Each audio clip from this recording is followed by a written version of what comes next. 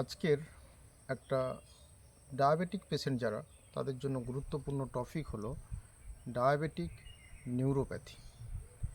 এই diabetic neuropathy আমরা কখন টেস্ট করার জন্য পেশেন্টকে বলি এবং কোন রকম ডায়াবেটিসে কখন টেস্ট করতে হয়।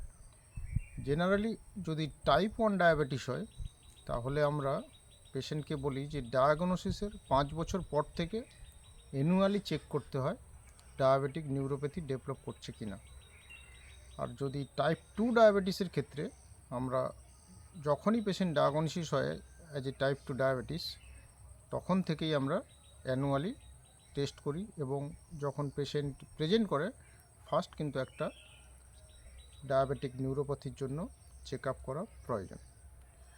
এবার ডায়াবেটিক নিউরোপ্যাথির মধ্যে জেনারেলি আমাদের যে তিনটি ক্যাটাগরি পড়ে সেটা হচ্ছে diabetic peripheral neuropathy, diabetic autonomic neuropathy, autonomic নিউরোপ্যাথির মধ্যে আবার cardiovascular autonomic neuropathy, gastrointestinal neuropathies এবং জেনিটো ইউরিনারি কোনো ডিস্টারবেন্স আছে কিনা আমাদের দেখতে হয়। আর কিভাবে আমরা পেশেন্ট যে সমস্ত কমপ্লেন করে সেগুলো হলো, ফার্স্ট পেশেন্ট বলতে পারে যে পায়ে বা হাতে ডিস্টালি একটা টিংলিং সেন্সেশন বা বার্নিং সেন্সেশন বা প্যারাস্থেসিয়া, একটা টেম্পারেচার বা পিনপ্রিক সেন্সেশন ঠিকঠাক করে সে পাচ্ছে না। এবার প্রক্সিমাল যখন ডিস্টাল বা প্রক্সিমাল মাসেলে অনেক সময় উইকনেস নিয়েও পেশেন্ট প্রেজেন্ট করতে পারে। আর অটোনমিক নিউরোপ্যাথিতে পেশেন্ট জেনারেলি যে কমপ্লেনটা করে সেটা হলো যে বসে থাকা বা সিটিং পজিশন থেকে যখনই দাঁড়াতে যাচ্ছে তখনই তার মাথা ঘুরে যাচ্ছে বা লাইট হেডনেস, একটা ডিজিনেস কমপ্লেন করছে, অথবা শুয়ে আছে হঠাৎ করে উঠে দাঁড়িয়ে পড়লেই তার মাথা ঘুরিয়ে যাচ্ছে। একে বলা হয় অর্থোস্ট্যাটিক হাইপোটেনশন। এখানে কি হয় যে শোয়া থেকে যখনই পেশেন্ট দাঁড়িয়ে যাচ্ছে তার সিস্টোলিক বিপি যদি 20 মিলিমিটার অফ মার্কারির অথবা ডায়াস্টোলিক বিপি যদি 10 মিলিমিটার অফ মার্কারির বেশি কমে সেটাকে কিন্তু আমরা অর্থোস্ট্যাটিক হাইপোটেনশন হিসেবে আমরা ডায়াগনোসিস করি। আর যেটা আমরা কি পাই যে রেস্টিং ট্যাকিকার্ডিয়া, পেশেন্ট শুয়ে আছে বা বসে আছে, কোনো রকম কাজ করছে না, দেখা যাচ্ছে তার পালস রেট 100-র বেশি।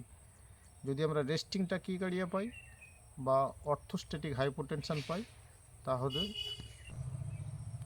তাহলে আমরা সেটাকে বলি কার্ডিয়াক বা কার্ডিওভাস্কুলার অটোনমিক নিউরোপ্যাথি। একটা মজার বিষয় হলো কার্ডিওভাস্কুলার অটোনমিক নিউরোপ্যাথি ইনিশিয়াল স্টেজে বা প্রাথমিকেতে কিন্তু এইসব যে অর্থোস্ট্যাটিক হাইপোটেনশন বা রেস্টিং ট্যাকিকার্ডিয়ার ফিচার্স থাকে না।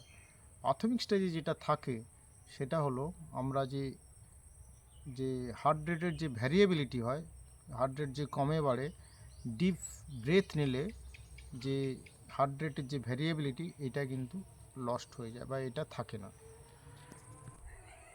এবারে হচ্ছে গ্যাস্ট্রোইন্টেস্টিনাল নিউরোপ্যাথির মধ্যে পেশেন্টের হিস্ট্রি নিতে হয় একটা। নেক্সট হচ্ছে গ্যাস্ট্রোইন্টেস্টিনাল নিউরোপ্যাথি। এখানে কি হয়, যে কোনো portion, any portion of the gastrointestinal tract হচ্ছে আমাদের কিন্তু ইনভলভ হতে পারে। পেশেন্ট যেটা কমপ্লেন করতে পারে খাওয়ার পরই পেট ভার হয়ে যাচ্ছে, বা ইসোফেজিয়াল ডিসমোটিলিটির একটা কমপ্লেন যে খাবার ঠিক গলায় নামছে না গলা থেকে। আবার পেশেন্টের ডায়রিয়ার কমপ্লেন করতে পারে যে খুব হঠাৎ করে পাতলা পায়খানা হচ্ছে 5-6 বার করে, বা কনস্টিপেশন বা পায়খানা একদম হচ্ছেই না, 2 দিন 3 দিন ছাড়া পায়খানা হচ্ছে, এইসব কিন্তু আমাদের কমপ্লেন করতে পারে।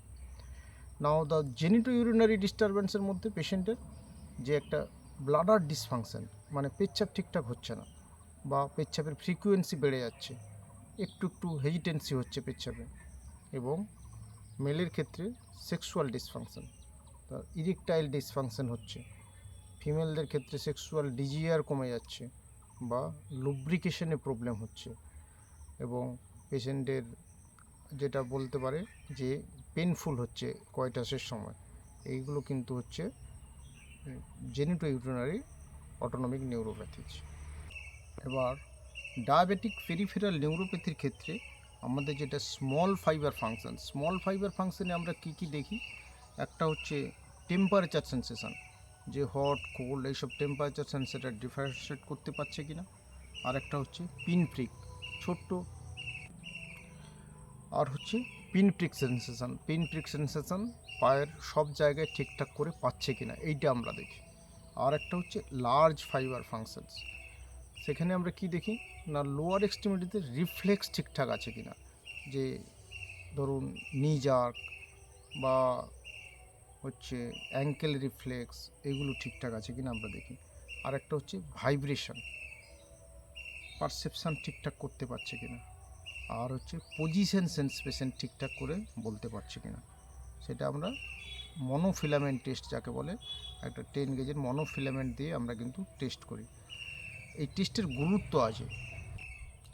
যদি পেশেন্ট কমপ্লেন করে পায়ে একটা নামনেস হচ্ছে, পা অসাড় হয়ে যাচ্ছে, বুঝতে পারছেন, বা পা ভারী হয়ে যাচ্ছে, তাহলে কিন্তু এই লার্জ ফাইবার টেস্টের খুব গুরুত্ব আছে। কারণ এখানে যদি আমরা দেখতে পাই যে পেশেন্টের ভাইব্রেশন সেন্স ঠিকঠাক পাচ্ছে না, যেটা আমরা টিউনিং ফর্কতে করি, অথবা আমরা যদি লস অফ প্রোটেক্টিভ সেন্সেশন পাই, তাহলে কিন্তু আমাদের খুব কনসাস ওয়েতে পেশেন্টকে বলতে হয়। কারণ এই সব পেশেন্টের ক্ষেত্রে ফুড আলসারেশন বা ডায়াবেটিক ফুড আদার্স কমপ্লিকেশন হওয়ার চান্স খুব বেশি।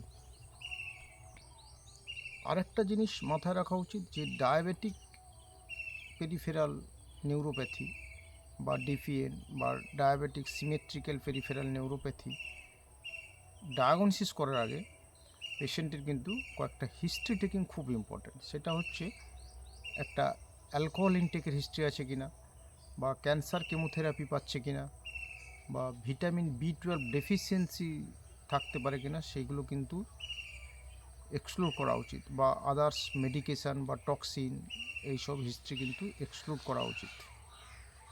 এটা কেটে দেবো।